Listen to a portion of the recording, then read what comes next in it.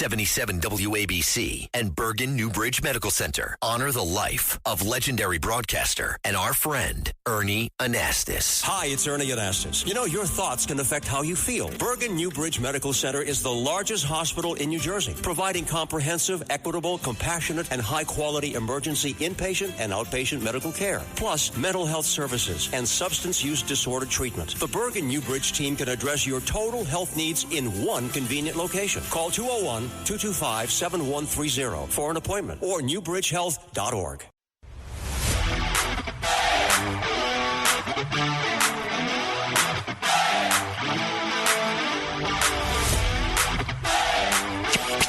He's at war with woke. Joe Concha thinks liberals are a joke. Joe Concha. This is the Joe Concha Show, weekday edition, sponsored by the Tunnel to Towers Foundation. Here's Joe Concha.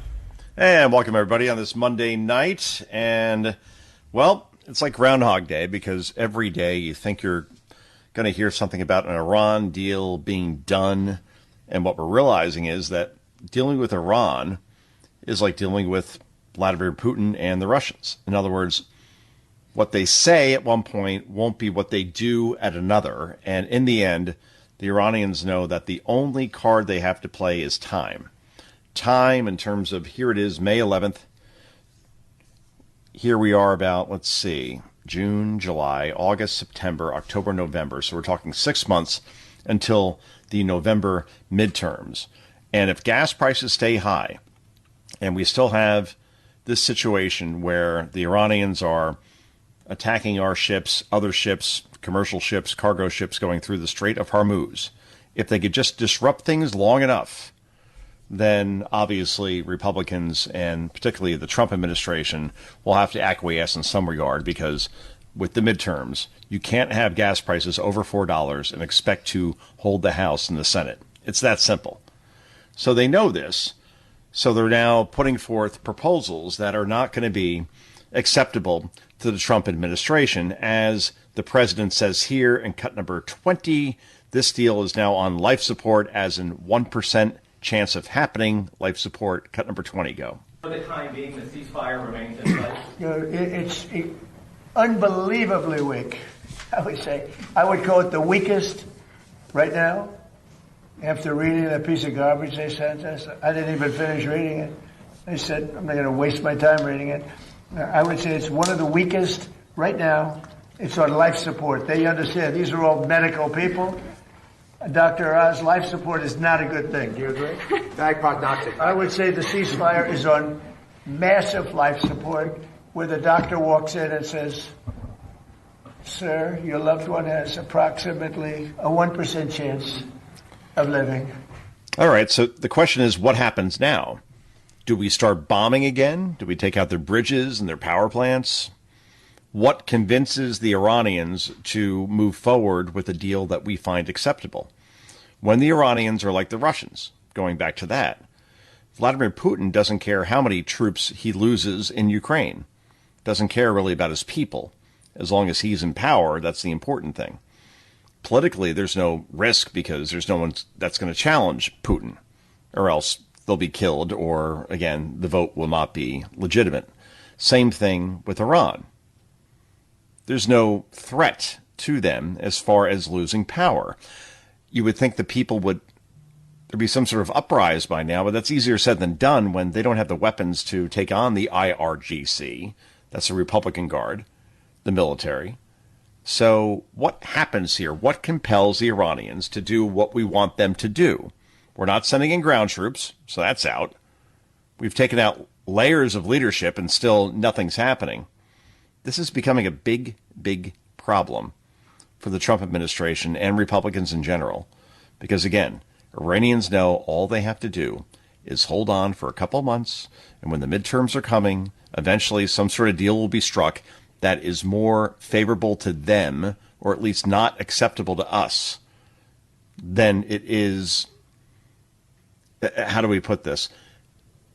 It'll be a halfway measure where the Trump administration and the president in particular does not get what they want. Therefore, this will be seen as something that was a war that didn't accomplish what it should have. And maybe it's done a lot, obviously, as far as missile capability being taken away almost completely, drone capability taken away completely. There is no Navy, there is no Air Force. At the same time, if the nuclear programs can continue, then people will wonder, why did this happen? And politically, it will be a net negative for Donald Trump than a net positive. That we do know. Meanwhile, it should be, noted that there are some liberals out there that are willing to call out the fact that Iran killed more than 30,000 people, protesters. Again, the people we just talked about, stand up to the government without weapons. And that government killed 30,000 of them in the streets. And still you have liberals that are willing to back Iran over the United States, I guess, because they just don't have any perspective. As Bill Maher, a liberal, points out here in cut number 2 from his show on Friday night. Go.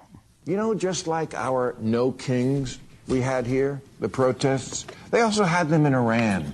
But over there, the protesters got shot in the street. And yes, ICE did that too, twice. The Iranian thugs did it 30,000 times. Have some perspective. Get real. Yeah.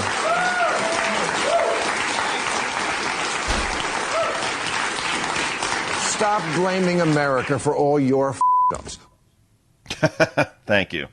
Again, you could disagree with a lot of the things that Bill Maher says, but the guy makes a lot of sense at the same time.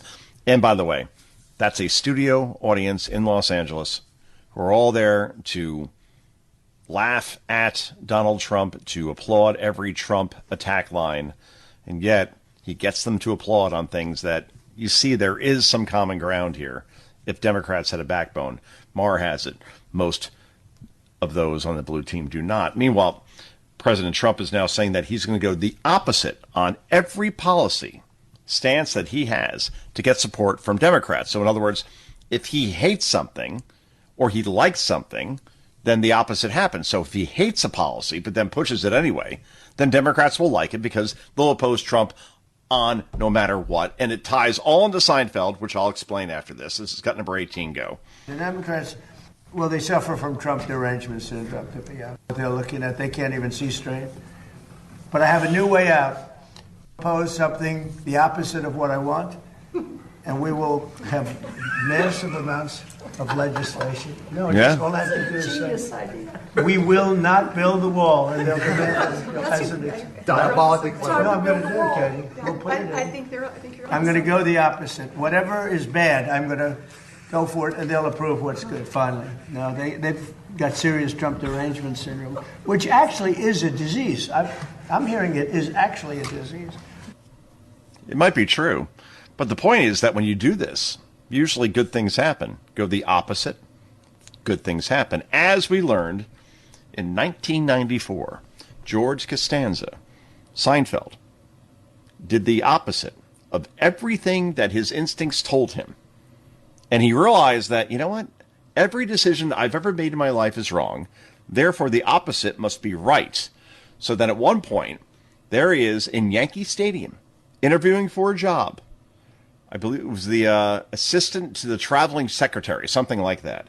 And, well, at one point, George actually meets the George Steinbrenner. Instead of kissing his butt and telling him all the things he wants to hear, he does the opposite of that instinct. And, well, listen to what happens. Cut number 19, go. Why don't you tell me about some of your previous work experience? Alrighty. My last job was in publishing. I got fired for having sex in my office with the cleaning woman. Oh, Go on. All right. Well, before that, I was in real estate. I quit because my boss wouldn't let me use his private bathroom. That was it. Do you talk to everybody like this? Of course. Well, my niece told me you were different. I am different, yeah. And then he goes on to say, and we'll play this after the break, he meets Steinbrenner and just goes off on the Yankees completely. And Steinbrenner has the reaction that you wouldn't believe. Actually, you may believe it, as far as how he feels about being insulted to his face. Meanwhile, let's go to, let's see. Yes, AOC. the Congresswoman from the 14th District of New York. Is she running for president or is she not? And I come down on not running. I don't see it happening. She said over the weekend that she does not have the ambition to be president, but ambitions for bigger things than the presidency, which is very interesting because, well, I don't know what's higher than being the president of the United States, the world's lone superpower. You're basically the leader of the free world. But she has ambitions, according to her, that are bigger than the Oval Office. Remarkable stuff. I guess there's some sort of position for, leader of the galaxy. Like, what's bigger than the U.S. presidency? But that's what she said. Anyway, here's Scott Jennings talking about how AOC probably will run because all the energy is behind the crazies. Cut number 16, go. Yeah, I assume she's running. I mean, I take everybody seriously, except Newsom, who I do not take seriously. Well, we'll talk. Put a pin in that. Go ahead. But I take her seriously because of what Brad said. She is the energy. That's where, on the left, what she does and what she says, as silly and stupid as it may be, that's where all the energy on the left is right now. You look at the primaries that are going on at this moment. They got this Plattner character in Maine. They've got lunatics running in Michigan. All the energy in these Democratic primaries are flowing towards people, and they'll forgive anything, even a Nazi tattoo, as long as you've got the right radical energy.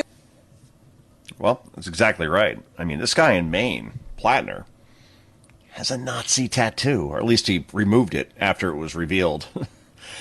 Years later, after reports, said, hey, and these videos came out with him literally in a bar, totally hammered, shirt off, Nazi tattoo. He said, I was younger. I didn't know what I was doing. Okay. Ask any Republican if they could get away with that, a Nazi tattoo. You called Trump a Nazi for years. Hitler. And then when a guy with an actual Nazi tattoo on his chest is running for Senate in Maine as a Democrat, all is forgiven because, again, power is a means to an end, and that's where Democrats are at this point. It's an absolute joke. Meanwhile, what isn't a joke is Eddie Murphy, who, in his day, in his prime, we'll call this 1984 to 88, not only with Beverly Hills Cop, not only with 48 Hours, not only with Coming to America, but his stand-up was incredible. And the Michael Jackson movie is doing quite well at the movie theaters these days. That's a thing now. There's all these movies on. There's one on Springsteen. There's one on Freddie Mercury and Queen, Elton John. It's these movies that talk about the biographies of different stars, different musicians that overcame XYZ, and therefore it's a great movie, and they all seem to make money, especially the Michael Jackson one, certainly. But here's Eddie Murphy, back in 1985, doing an absolute perfect imitation of Michael Jackson. This does not get enough credit in the history of comedy. Cut number 7, go. That's all you got to do is sing. Michael Jackson, who can sing, and is a good-looking guy, but ain't the most masculine fellow in the world. Oh. But that's Michael's hooks, his sensitivity. That's what women be saying. Michael's just so sensitive. They eat that shit up. Mike know too. He be using women in concerts. I seen Mike walk up to girls on the stage, be in the audience. He say, "Is it all right if I come down there and sing to you?" And the women go, "Ah!" Then if you don't scream, Mike will get real sensitive and cry on your ass. You ever hear that record, She's Out of My Life? Michael go, "So I've learned that love's not possession, and I've learned that love won't win." That's great. That is amazing. That love needs expression, but I learned to. Perfect.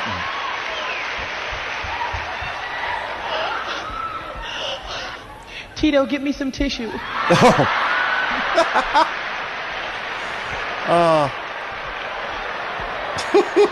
Jermaine, stop teasing. You just sing. That's great. And Eddie was in a movie later with Beyonce, Showgirls, which he should have won an Oscar, like absolutely and totally, and did not. But again, you don't see that clip enough. I came across it. I'm like, my goodness gracious, this is one of the best imitations I've ever heard in my life. Eddie Murphy. Beverly Hills Cop, one of my favorite movies of all time. I'll just say that. Anyway, I'm being told I have to go to break. This is the Joe Concha Show, Concha at Night. Back with so much more in just a moment. This is the Joe Concha Show, weekday edition. Joe Concha. Sponsored by the Tunnel to Towers Foundation.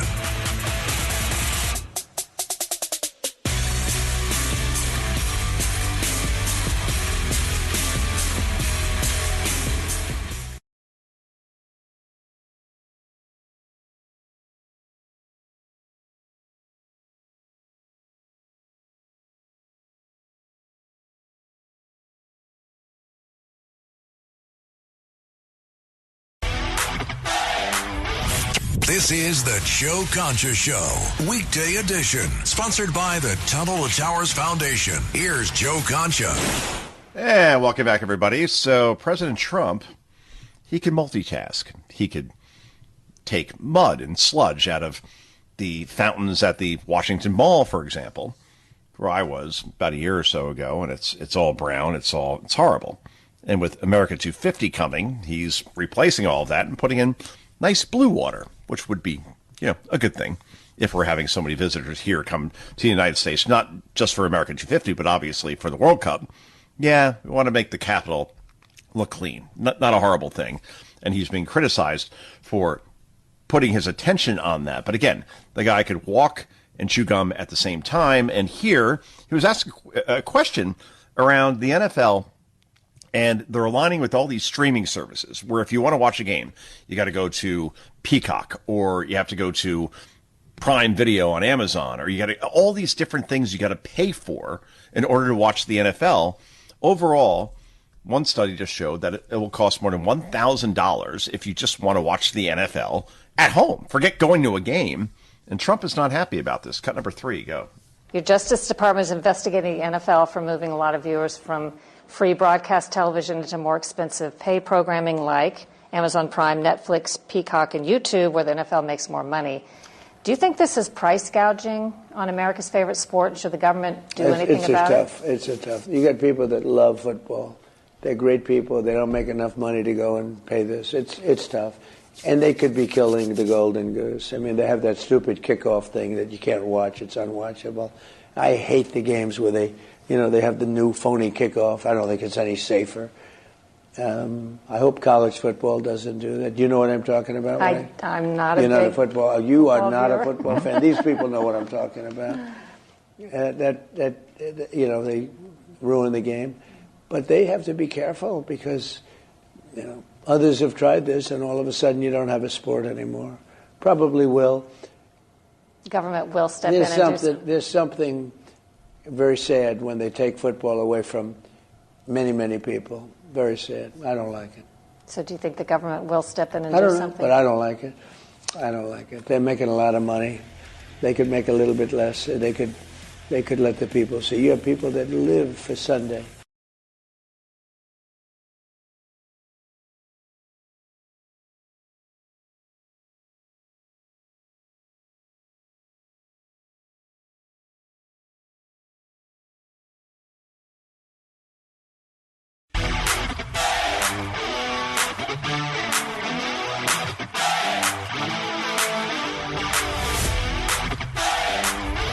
This is the Joe Concha Show, weekday edition, sponsored by the Tunnel to Towers Foundation. Here's Joe Concha. And welcome back, everybody. So there is a liability problem going on with Gavin Newsom right now, besides, Gavin Newsom, and that is Jen Newsom, who is talking a lot in interviews lately and is not exactly a plus positive for the Newsom presidential campaign, which is not announced yet, but let's face it, he's running He'll be one of the top contenders. Right now, Kamala Harris leads in most polls as far as the Democratic nomination is concerned, which is hilarious on many, many levels. And many Democrats privately will say that, please God, not Kamala. They think that maybe they need a straight white guy to get to the nomination and then therefore conduct themselves, portray themselves as a moderate. And then when they get in, then do all the far left things that will ultimately happen regardless of who wins that nomination and possibly the presidency. However, Jen Newsom, this is a person that will not, I think, reflect well outside of places like Los Angeles and New York, because there is a, I don't know, pretentiousness to this person that will not be, again, something that will be a positive for Gavin Newsom. And this is exactly what I mean. Cut number one, go. I'll be personal here. I've slowed down my career to raise our 4 children. I still have too much on my plate, and I'm making a next documentary and run the org, but to accommodate my husband's career. And we don't live in a traditional household. We're very progressive and equal, and I wear a hat that says boss because I'm kind of the boss at home. But I've made sacrifices to better and support him. And I think a lot of women end up doing that. I wear a boss hat at home because I'm the boss. And, like no laughter. That I guess that was supposed to be like a laugh line. That was not a laugh line. In the end, I'm just not sure that if I'm Gavin Newsom, I want this person out there talking right now, because it does not reflect well on him. Meanwhile, Gavin himself being called out by Treasury Secretary Scott Bessent, because it's true. Gavin Newsom, his whole campaign is all about attacking Trump. Trump is a threat to democracy. I'm here to stop him. Can't run on his record in California, which we've talked about a billion times. Highest unemployment rate, highest homeless rate, did not handle the wildfires in the Palisades remotely well. No water in the reservoirs, no water in the fire hydrants. Obviously, we have the highest taxes in the country as well, highest gas prices in the country as well. Not because of Trump, because of gas taxes and regulations and all that fun stuff. And more people are leaving California for places like Texas, Tennessee, and Florida than any other state in the country. If you just look at the record, it's impossible for this guy to win, but he lies very, very well. But when you hit back on him, when he makes all these attacks on Trump and the Trump administration, as Mr. Bessent explains to us, this is a guy with a glass jaw and no brain. Cut number 9, go. The Gavin Newsom, one thing I'll tell you, if you want to go back to boxing, that guy cannot take a punch. I mean, what do you mean? He likes to dish it out, but you push back on him and he gets completely flustered. I mean, it is, you bark at him and he... Glass jaw. Glass jaw, and I think like slow brain. Okay. Well, Secretary Bessent. Bessent's great. Rubio's great in interviews. Vance is great in interviews. And Bessent is right up there as well as just having great analogies. You need great analogies when you're on the air. You can't just say things and bloviate. If you give people something that they could actually relate to, even better. Meanwhile, we have Spencer Pratt, who is incredible as far as his run for mayor of Los Angeles. I have a column up on the Washington Examiner today talking about how he could win. And the reasons why he can win are very obvious. You have Karen Bass, the incumbent mayor, at 25% approval. You have Spencer Pratt, had a debate with Bass last week and some other councilwoman, where 87% of people, according to the Los Angeles NBC News affiliate, finding him to have won that debate. 87%. That's incredible in Los Angeles.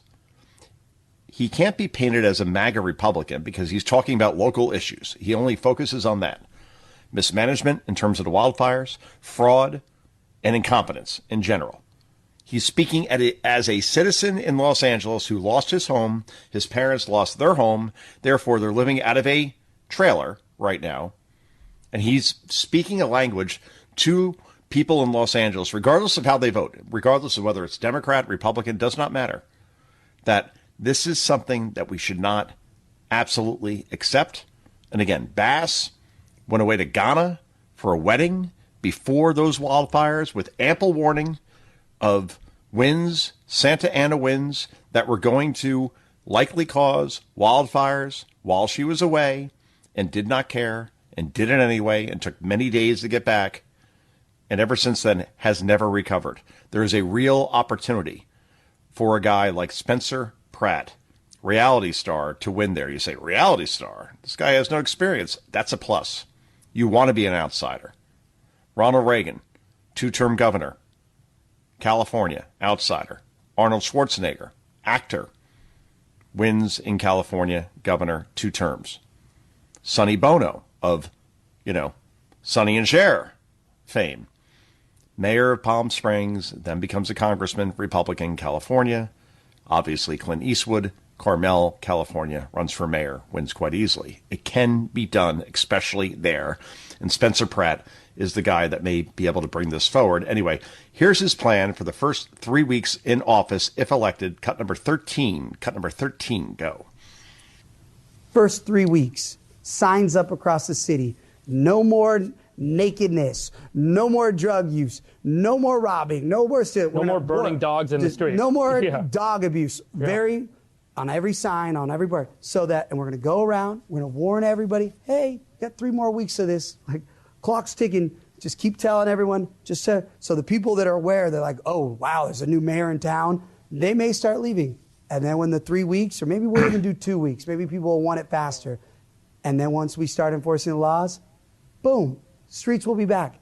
You know who else I'm going to bring in? The CDC, because there's medieval diseases in these encampments. They're not swabbing these encampments. They're not swabbing the streets. People are just living in feces and drug use and dogs burning and bodies. We need these streets cleaned. Yeah. Again, a guy who's a citizen that witnesses this stuff the same way that all Los Angeles citizens witness.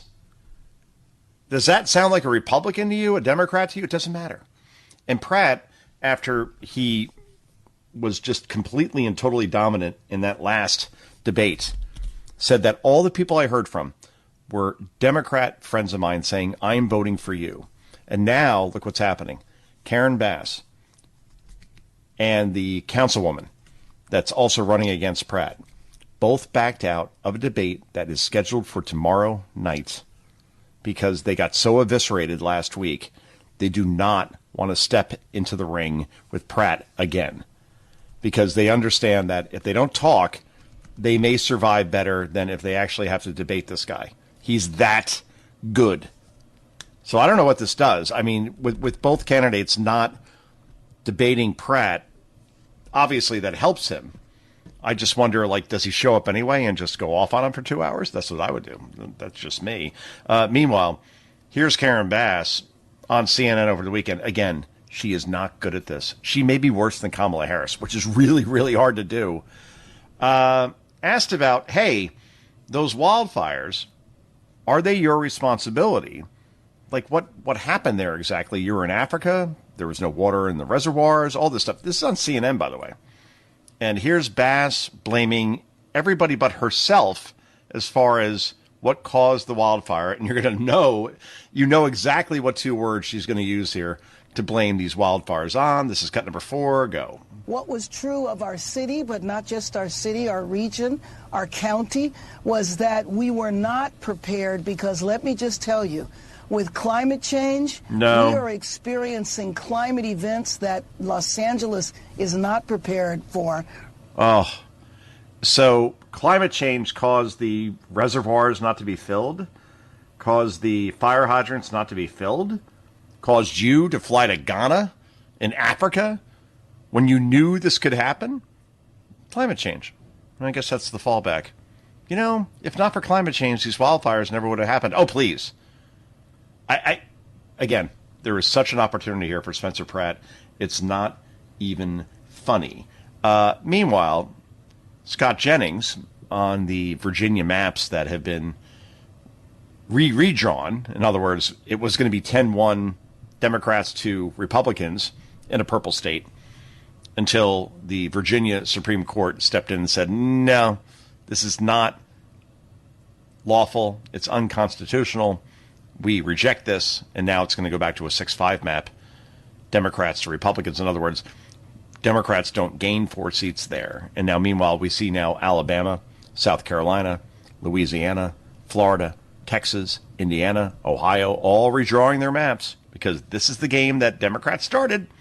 And you're going to see somewhere between 12 and 14 seats going towards Republicans, which means in terms of the House of Representatives, where Republicans currently have a 4-point spread, so to speak, you're looking at Democrats needing 19, 20 House seats in order to flip. And right now there's maybe 17 in play that are toss-up. In other words, they could run the table and it may not matter. Where you're not going to have a House Speaker, Hakeem Jeffries. You'll keep Mike Johnson. Republicans will likely hold the Senate. And Democrats will be completely and totally devastated heading into the 2028 election, where it's either going to be J.D. Vance or, who I think will get the nomination, Marco Rubio. Not because he defeats Vance. They're not going to run against each other. They're very good friends. They respect each other. But I think in the end, Vance doesn't run because he has 4 very, very young children, including a baby on the way. And Marco, in the end, is the better candidate because he has crossover appeal like a Spencer Pratt. Anyway, here's Scott Jennings on now how the midterm map has been completely and totally upended, and Democrats are in an absolute panic with a capital P. Cut number 5, go. Washington Post, New York Times, the math and the map totally upended. So just a few days ago, Republicans were in the doldrums about the midterms. Mm-hmm. Now, because of Virginia, because of the redraws after the Voting Rights Act case, you've got Republicans feeling resurgent. The map looks good. The money looks good. The candidates look good. So we actually have a real race here, whereas just a couple of weeks ago, Republicans were in despair. Exactly right. Meanwhile, Cory Booker, Senator, New Jersey, says, yeah, you know, we're going to just have to expand the Supreme Court. And then he calls it reform, all in the name of saving democracy. Here is Spartacus in cut number 6 before we go to break. Go. The Supreme Court clearly within our power. I lead one of these pieces of legislation with Senator Whitehouse and others to give term limits to Supreme Court members. That could go a long way in curing this. The Supreme Court desperately needs reform. It is a corrupt court. And in my opinion, it is a court that needs reform. And I will continue to lead on those things. So in other words, if you don't get a ruling that you like, therefore it's corrupt. Therefore reform, meaning that, okay, we're to make sure that we impeach some Supreme Court members. Of course, not anybody on the left, but of course, all those on the right. And then, oh, yeah, by the way, now we want term limits. Okay.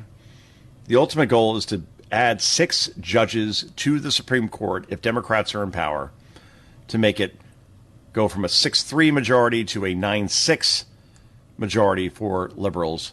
That's the whole goal. One-party rule, Soviet style. And it's just so funny, again, in the name of saving democracy. Anyway, this is Joe Concha. This is Concha at Night. We wrap this puppy up in just a moment.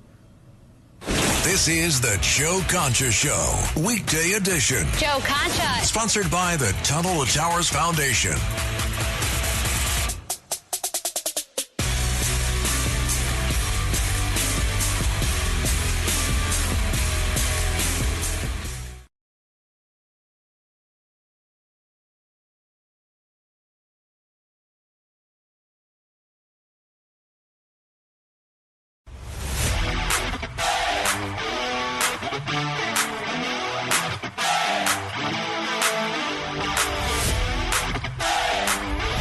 This is the Joe Concha Show, weekday edition. Sponsored by the Tunnel to Towers Foundation. Here's Joe Concha. All right, everybody. So there is this comparison right now, which is hilarious, between Spencer Pratt and Zohran Mamdani, that they're very much the same. And they are in the sense where they both understand that social media and social media campaign ads, which are cheap to produce. Obviously, you don't have to buy any airtime because it goes onto X or TikTok without any cost. You have to buy airtime on ABC, CBS, NBC, or MS Now, CNN, Fox, whatever. they get that part. But that's where the similarities end. And here is Spencer Pratt being asked about, hey, you're a lot like Zohran Mamdani. And he gives, again, this guy gives the perfect answers. You would think he's been in politics for years, but boy, he's good. He's very good. Cut number 8, go.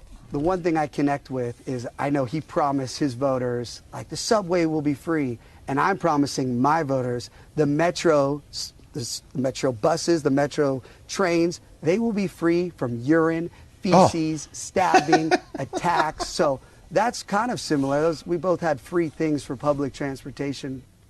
Oh, perfect. Perfect answer. You can't script this stuff. And it comes naturally with this guy. I'm telling you, he's going to be a big star. Look, I said in the Washington Examiner that he could win based on the fact that Karen Bass is at 25% approval, the current mayor, that people in Los Angeles are profoundly pissed, and he does not come across as a Republican or a Democrat. He's a fighter. And if you could come across as a fighter, you're going to bring a lot of Democrats with you, especially when there's so many undecided voters in Los Angeles, that he could win that. I'm telling you. And you look at the betting markets. He is skyrocketing there. I think that's good money to invest in right now. Spencer Pratt, the next mayor of Los Angeles, which, again, anybody right of center, I would have said no shot. But this guy understands. Focus on the local issues, obviously the crisis that is in Los Angeles, and don't portray yourself as anybody else as somebody who wants to solve the problem and get the bastards out, or in this case, Karen Bass. So go figure. Meanwhile, Linda Moynihan, who is awesome, New York Post. She's on Fox a lot, but she's also on CNN, free agent right now as far as the whole contributor thing is concerned. Here she is on the Pratt message. And I think she nails this here as far as like what he is doing and what he needs to continue to do to win that election in L.A. Cut number 11, go. I think Republicans should be taking copious notes because you just got to embrace common sense and be normal. And he is calling out the fact that leftists in L.A. seem to be fine with letting people, shoot up in front of schools. They're fine with dogs getting injected with fentanyl. They're doing nothing. Oh. And he's calling out some very obvious things that the vast majority of Americans can agree on. And he's going viral because of it. People want common sense. Is this common sense for real? Like, as an LA voter, as someone that will vote for mayor? Oh, God. All right. So we cut off that part because it's so unhinged. Anyway, before we go, here's J.P. Morgan responding to Zohran Mamdani's taxes. And they're saying, all right, you can move to Salt Lake City in Utah or Dallas, or leave the country entirely. Those are your options because staying in New York is not an option based on the environment that Mamdani has created for businesses in general, for people that pay taxes in general. Cut number 12, go. With all that being said, J.P. Morgan now employs more people in Texas than in New York. So a shift is happening, Stu. Right now, at this very moment, Goldman Sachs is forcing hundreds of managers to make an impossible choice. Move from New York to Dallas or Salt Lake City, or leave the company entirely. Not because of poor performance, not because of restructuring after a merger, but because the cost of operating in New York has become so unsustainable that one of Wall Street's most iconic firms is systematically relocating its workforce to cheaper states. And while Mayor Zohran Mamdani pushes for higher taxes on corporations and the wealthy to fund his ambitious new child care programs, the very businesses he's targeting are quietly packing their bags and heading for the exits. They are. And I just found my new book. Oh, my goodness. I'm finishing my 4th right now. But now, the next book will be The Great Migration. Not into the United States, but the migration going on between states in this country, where places like California, New York, Illinois, Washington, Oregon, Massachusetts, Minnesota are all losing population for places that are more friendly to them in every way, shape, or form. Anyway, this is Joe Concha. We're back tomorrow night, 9 p.m. Eastern Time on WABC and on stations around the country. Until then, 2 words for you. Bye-bye.